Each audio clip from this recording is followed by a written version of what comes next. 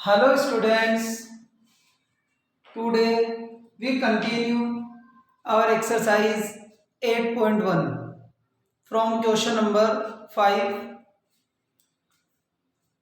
Last video में हमने question number 4 तक कंप्लीट किए थे, तो क्वेश्चन नंबर 5 से हम स्टार्ट करेंगे। 10th क्लास मैथमेटिक्स एनसीईआरटी की बुक है ये। 5th क्वेश्चन आप देखिए। 5th क्वेश्चन में से थीटा की वैल्यू गिवन है 13/12। सेक का मतलब होता है हाइपो अपॉन एडजासेंट। तो हाइपो तो हो गई 13 और एडजासेंट हमने मान लिया 12। अब हम अपोजिट कैलकुलेट कर सकते हैं। तो hypo square minus adjacent square और अंडर रूट। तो 13 स्क्वायर माइनस 12 स्क्वायर, तो 169 माइनस 144, यह आया √25 मतलब 5। अपोजिट की वैल्यू आ गई 5। अब हमारे को ये सारे ट्रिग्नोमेट्रिक रेशियोज पूछ रहा है।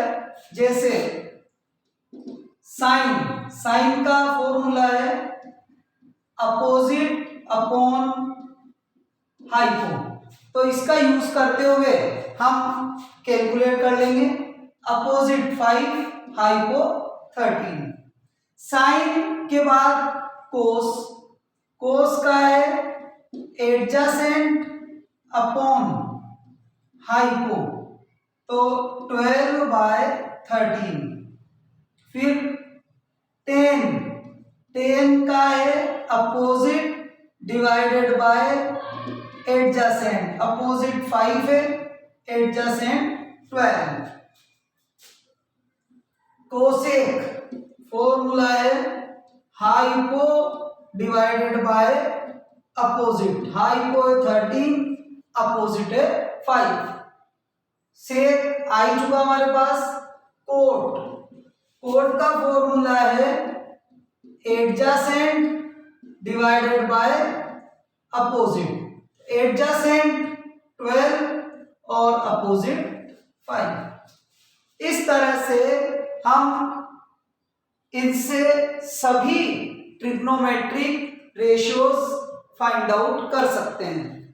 तो ये हमारा क्वेश्चन नंबर 5 कंप्लीट हुआ। Next question number 6। If angle A and angle B are acute angle. Acute angle का मतलब जिसका मेजरमेंट 90 डिग्री से बिलो हो, such that cos A equal to cos B. तो ए एंगल का कोस और बी एंगल का कोस दोनों सेम है, तो आपको शो करना है then show that angle A equal to angle B. तो आप ध्यान से समझिएगा इसको कैसे हम सोल्व करेंगे।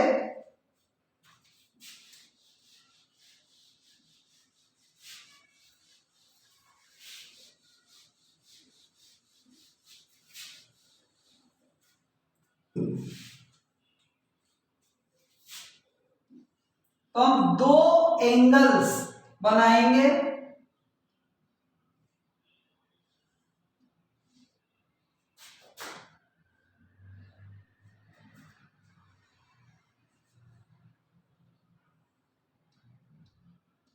एक में एंगल ए है और एक में एंगल बी है, ठीक है। अब बाकी के दो पॉइंट हम हमारे हिसाब से कुछ भी रख सकते हैं, जैसे हमने रख दिया P Q and AX Y। अब कोस ए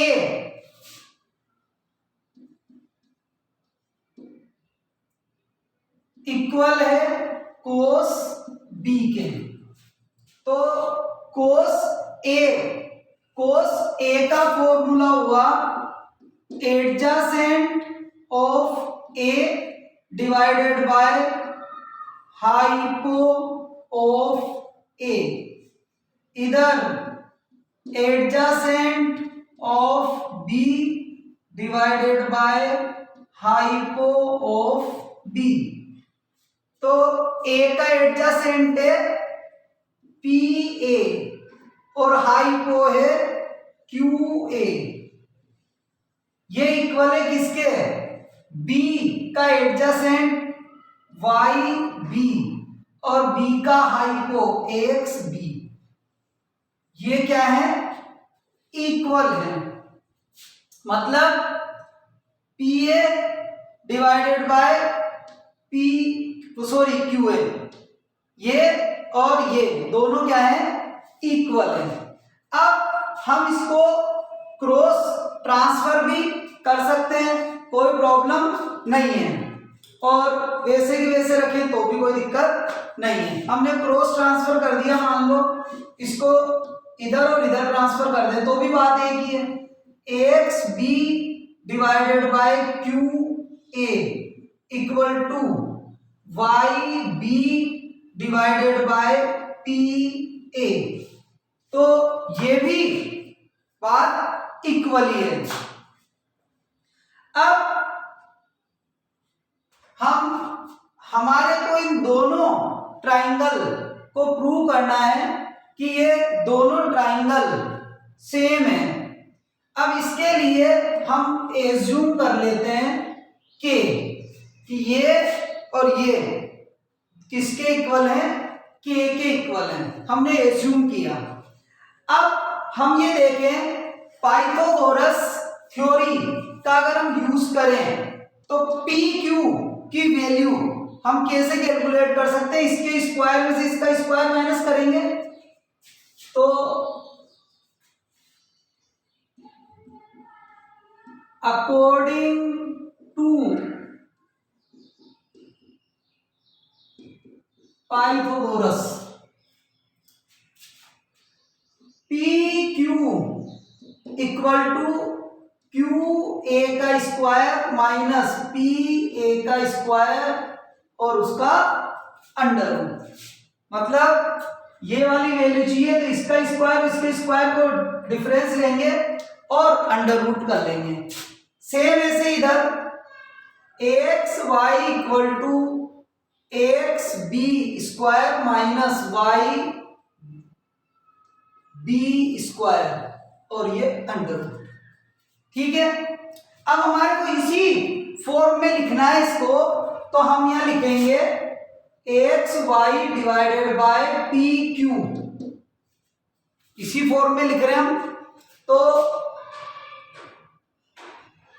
x B square minus Y B square divide में अंडर रूट में Q A square minus P A square, ठीक है। अब हमारे को इनको कैंसिल करना है। कैंसिल करने के लिए इस एक्स बी को हम क्यू ए में कन्वर्ट कर सकते हैं इसके अकॉर्डिंग, क्योंकि एक्स बी को क्यू ए में कन्वर्ट करना है तो एक्स बी के इक्वल है। अब ये डिवाइड में तो इधर मल्टीप्लाई में जा सकता है, क्यू ए मल्टीप्लाई में जा सकता है, तो अपन यूं भी इसको इधर मल्टीप्लाई कर दें। तो उसी अकॉर्डिंग हम यहां लिख रहे हैं के स्क्वायर और क्यू ए स्क्वायर, फिर ऐसे इधर के square P A square Q A square minus P A square. अब हमने के स्क्वायर दोनों में से कॉमन लिया, फिर उसका अंडर रूट निकाला तो के बाहर आ गया, के बाहर आ गया और अंदर रह गया Q A square minus P A square divided by Q A square minus P A square. Cut जाएंगे दोनों तो क्या आ जाएगा के। तो ये वैल्यू k के इक्वल है, तो इसका मतलब ये और ये सब क्या हो गए इक्वल, मतलब X B divided by Q A equal to Y B divided by P A equal to X Y divided by P Q. तो तीनों जो लाइन्स हैं इसकी और इसकी सेम पोजीशन वाली वो क्या है इक्वल है। इसका मतलब ये हुआ कि दोनों जो ट्राइंगल है वो भी क्या है इक्वल है। So triangle Q P A ये इक्वल है किसके एक्स वाई बी के। अब ये दोनों इक्वल हो गए, कंक्यूरेंट जिसे अपन कहें, तो ये एंगल्स जो इनके वो भी क्या होंगे इक्वल होंगे। So angle A equal to angle B. इस तरह से हम ये कंप्लीट क्वेश्चन सोल्व करेंगे। दोबारा ध्यान से आप समझोगे, करोगे, प्रैक्टिस करोगे, आ जाएगा अपने आप आपको। केवल हमने ये प्रूव करने की कोशिश करी है। देखो मेन तो ये था कि इन दोनों लाइंस के बेसिस पे हमने दोनों फाइंड आउट किया और उसको के में डिनोट करके हमने उसको सोल्व कर लिया। अब आगे नेक्स्ट हम देखेंगे question number 7।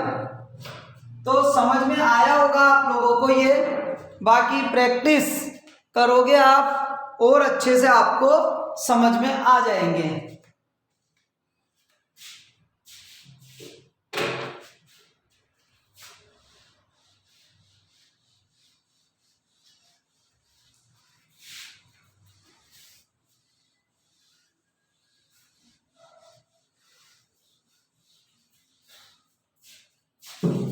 Question number 7, code की वैल्यू है 7/8 और ये इवेल्युएट करवाना चाह रहा है। तो कोड का मतलब क्या होता है? कोड का है एडजेसेंट डिवाइडेड बाय अपोजिट। ये हमारे कोड को डिनोट करता है। तो एडजेसेंट और अपोजिट है तो हम हाई को कैलकुलेट कर लेंगे। कैसे? 7 square plus 8 square, 7 square 49, 8 square 64, तो ये आ गया √113। ये आ गई हाइपो की वैल्यू। अब हमसे क्या प्रूव करवाना चाह रहा है? फर्स्ट पॉइंट में 1 plus sign 1 minus sign,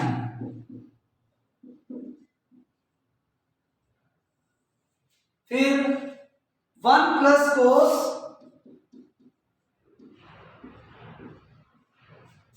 1 minus cos. तो देखिए 1 माइनस साइन, साइन का मतलब होता है अपोजिट अपॉन हाइपो। तो अपोजिट कितना है 8 और हाइपो है √13। फिर सेम यही चीज इधर, यहां प्लस है और यहां माइनस है।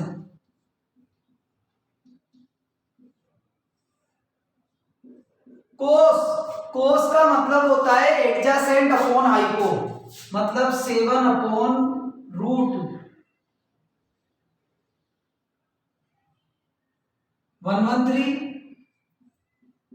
7 माइनस तो 7/√113। अब देखिए ए प्लस बी और ए माइनस बी की फॉर्म में ए प्लस बी को ए माइनस बी से मल्टीप्लाई करते हैं हम, तो क्या आ जाता है ए स्क्वायर माइनस बी स्क्वायर। तो ऐसे इसको 1 स्क्वायर मतलब 1 माइनस 8/√113 का स्क्वायर, ऐसे नीचे आ गया 1 स्क्वायर 7/√113 का स्क्वायर। तो हो गया 1 minus 64 divided by 113, 1 minus 49 divided by 113। LCM लिया और माइनस किया तो ये आ गया 113 minus 64 divided by 113, 113 minus 49 divided by 113। Minus कर देंगे, इधर ले लेता हूं मैं आगे। तो 49 डिवाइडेड बाय 113, 64 डिवाइडेड बाय 113।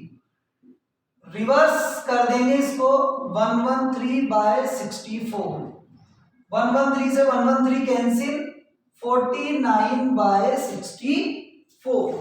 इस तरह से हम इसको सोल्व करेंगे। सेकेंड पॉइंट में बोल रहा है कोट स्क्वायर, तो कोट तो है, इसका हम स्क्वायर कर देंगे। सेकेंड पॉइंट में है कोट स्क्वायर, तो 7/8 का स्क्वायर 49 डिवाइडेड बाय 64। दोनों की ही वैल्यू सेम आ गई है। चलिए, समझ में आया होगा आपको। अब नेक्स्ट क्वेश्चन नंबर 8।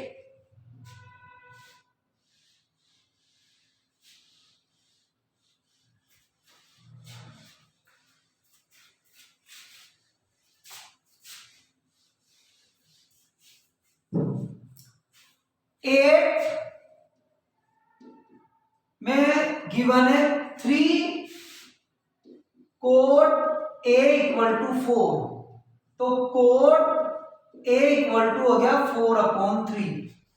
कोट का मतलब अभी हमने देखा ही था, ये होता है एडजासेंट अपॉन अपोजिट। तो इसके बेसिस पर हम हाइपो कैलकुलेट कर सकते हैं, 4 स्क्वायर और 3 स्क्वायर, तो ये होगा 16 प्लस 9 25। तो हाइपो आया हमारे पास 5। अब ये कह रहा है, प्रूव करवा रहा है, वो किस चीज को, कि 1 minus 10 square A divided by 1 plus 10 square A equal to cos square A minus sine square A. मतलब दोनों साइड जो है वो वैल्यूज इक्वल आएगी या नहीं आएगी, चेक कर लेते हैं। 1 माइनस 10 का होता है अपोजिट अपॉन एडजासेंट। अपोजिट कितना है 3 और एडजासेंट कितना है 4, उसका भी क्या स्क्वायर। 1 प्लस सेम ऐसे, और इस साइड वाला भी हम सोल्व कर लें। कोस का मतलब होता है adjacent divided by hypo, square minus इसमें अपोजिट अपॉन हाइपो। फिर हम इसको सोल्व करके लिखें, इधर लिख लेते हैं आगे। 1 माइनस 9/16, 1 प्लस 9/16, और ये तो इधर वाली वैल्यू है, इधर आ गया 16/25 माइनस 9/25। एलसीएम ले लें हम इसमें, तो 16 एलसीएम आया तो 16 माइनस 9/16 और 16 प्लस 9/16। इधर एलसीएम लिया 16 माइनस 9, रिवर्स कर देंगे हम। 7/16 इंटू 16/25, और इधर है 7/25। तो 16 से 16 कैंसिल हो गया, तो इधर भी आ गया 7/25 और इस साइड भी आ गया 7/25। तो दोनों साइड का वैल्यूज जो है वो हमारे पास में इक्वल आ गई। यही हमारे को प्रूव करना था कि दोनों इक्वल है। हमने इस साइड को भी सोल्व किया और इस साइड को भी सोल्व किया। नेक्स्ट, तो तो ये क्वेश्चन नंबर 8 कंप्लीट हुआ। नेक्स्ट हम देखेंगे question number 9।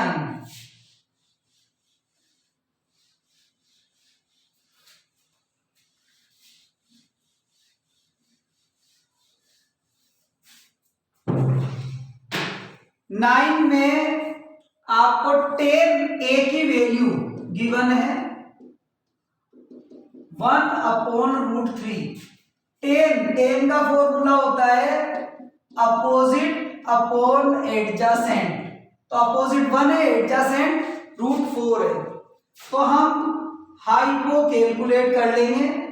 1² plus √3² under Pythagoras theory का यूज लेते हुए 1 + 3, तो ये आया 4 का अंडर हुआ 2।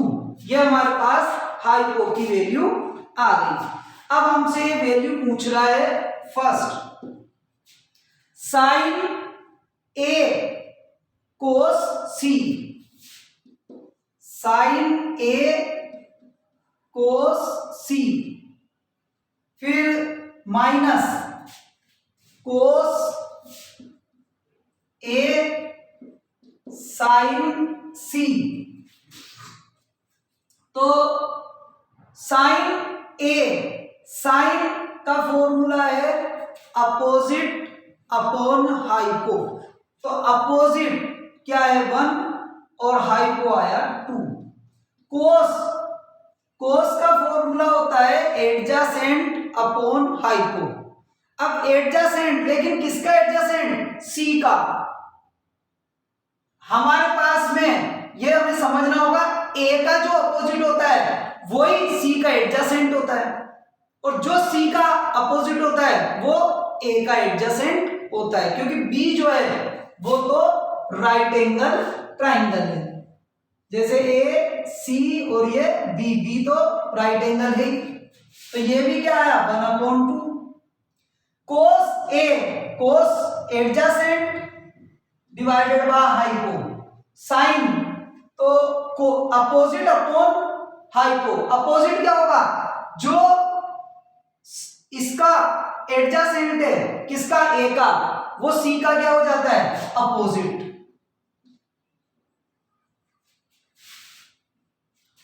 तो 1/4 माइनस 3/4, तो 1/4 में से 3/4, सॉरी प्लस है दोनों के बीच में, तो 4/4 इक्वल टू आ गया 1। ये तो हुआ फर्स्ट पॉइंट। सेम ऐसे ही अब सेकंड पॉइंट हम देखें। Cos A dot cos C minus sine A sine C. Cos A का कोस, तो कोस में एडजासेंट लेंगे √3/2। फिर कोस सी का चाहिए, तो सी का हमारे को कोस चाहिए, तो अब सी का कोस हम कैसे लाएंगे? तो इसके लिए सी कोस में आता है ऊपर एडजासेंट, तो इसका जो अपोजिट होगा वो इसके लिए एडजासेंट होगा।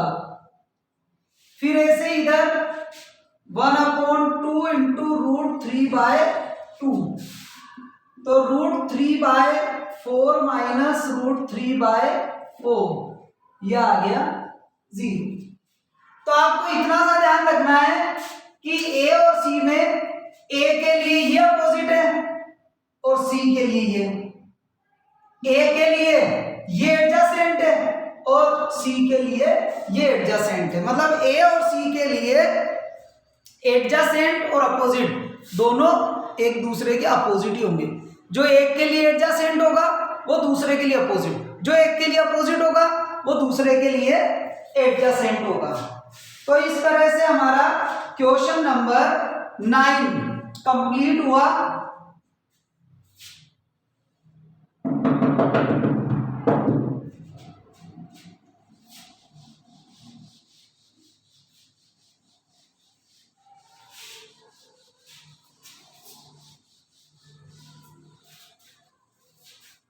नेक्स्ट क्वेश्चन नंबर 10 हम देखेंगे आगे।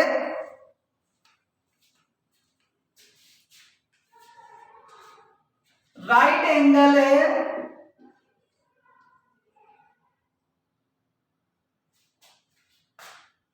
PQR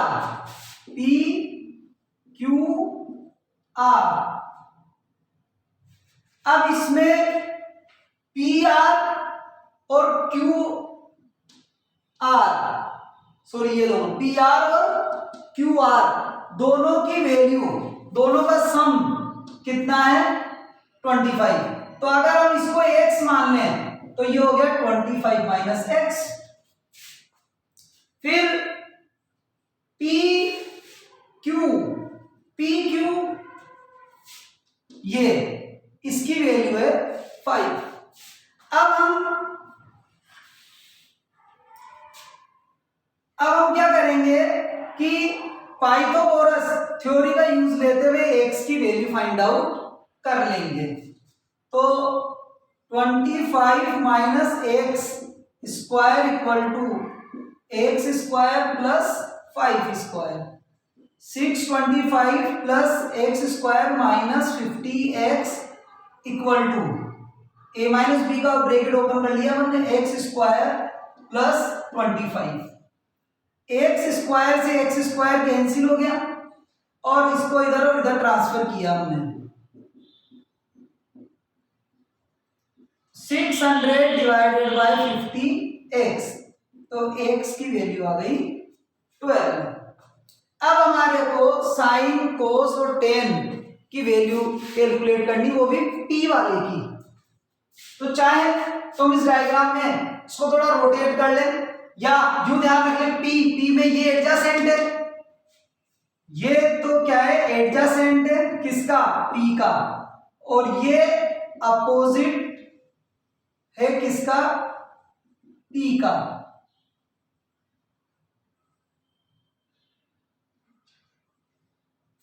x की वैल्यू आ गई 12 और ये आ गई 25 माइनस 12 मतलब 13। तो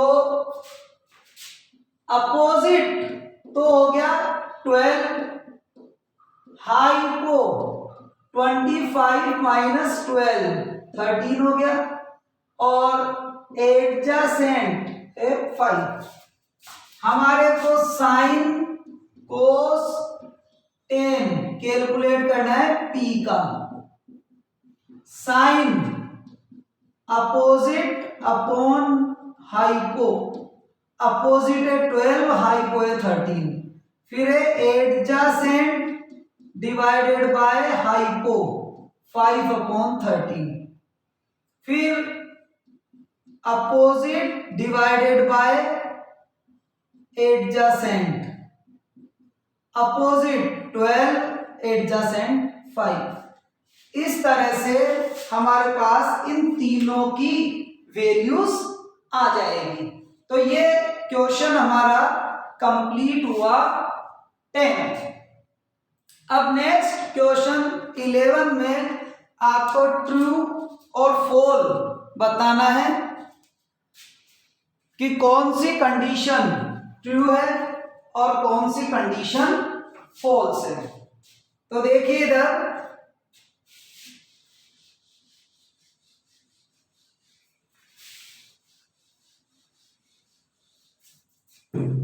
फर्स्ट पॉइंट है 10 a, फर्स्ट है the value of 10 a is always less then 1। तो 10 देखो 10 a का मतलब हुआ अपोजिट डिवाइडेड बाय एडजेसेंट। तो अपोजिट और एडजेसेंट, अब ये कह रहा है कि ये लेस देन 1 है, मतलब अपोजिट हमेशा एडजेसेंट से कम होगा, ये कहना चाह रहा है, जबकि ऐसा कोई जरूरी नहीं है। अपोजिट जो है वो एडजेसेंट से कम भी हो सकता है, इक्वल भी हो सकता है और ग्रेटर भी हो सकता है। तो जवाब होगा हमारा इसका फर्स्ट का false, because opposite may be equal to adjacent or greater than adjacent or less than adjacent। तो अपोजिट जो है ये एडजासेंट के इक्वल भी हो सकता है, ग्रेटर भी हो सकता है और लेस भी हो सकता है। तो 10 की वैल्यू 1 भी हो सकती है, मोर देन 1 भी हो सकती है और लेस देन 1 भी हो सकती है। तो ये ग्राउंड जो है वो हमारी बात को वेटेज देंगे। नेक्स्ट सेकंड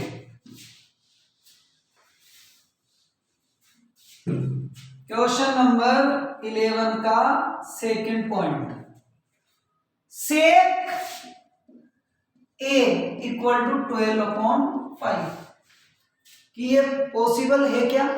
तो हम देखेंगे।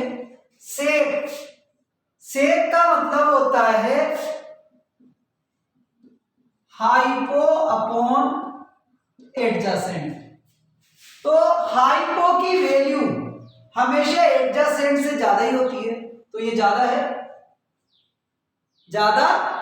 तो इसका मतलब ये बिल्कुल सही है, कोई प्रॉब्लम नहीं है। हम इससे अपोजिट भी कैलकुलेट कर सकते हैं चाहे तो। अपोजिट कैसे कैलकुलेट होगा? 12 का स्क्वायर माइनस 5 का स्क्वायर, 144 माइनस 25, तो √119। तो अपोजिट, हाइपो, एडजेसेंट सबकी वैल्यू हमारे पास रहेगी। और मेन बात, हाइपो जो है वो एडजेसेंट से ज्यादा है, जो ऑलवेज कंपलसरी है। तो ये हो गया ट्रू।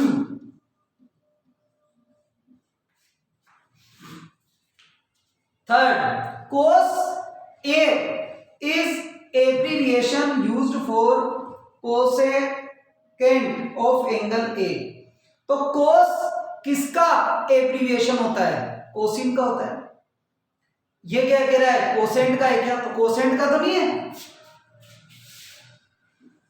कोस किससे डिराइव हुआ है?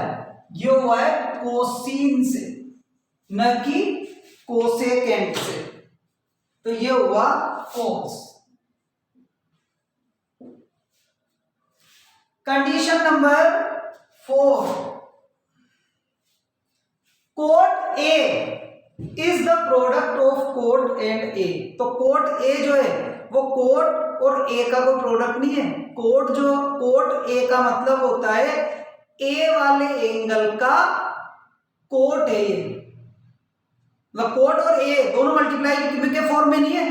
कोट ए का मतलब है, जो ये कोट ए लिखते हो इसका मतलब है कि ए एंगल का कोट, मतलब कोट ऑफ एंगल ए होता है इसका मतलब, न कि कोट और ए का product. Point number 5, sine value है 4/3। साइन का मतलब होता है अपोजिट अपॉन हाइपो। अब आप देखो कि अपोजिट की वैल्यू हाइपो से ज्यादा है यहां पर, तो ये कोई पॉसिबल है ही नहीं, क्योंकि अपोजिट की वैल्यू हाइपो से कम होगी। हाइपो की वैल्यू सबसे बड़ी होती है, अपोजिट और एडजेसेंट की वैल्यू उनसे कम होती है। तो अपोजिट ऑलवेज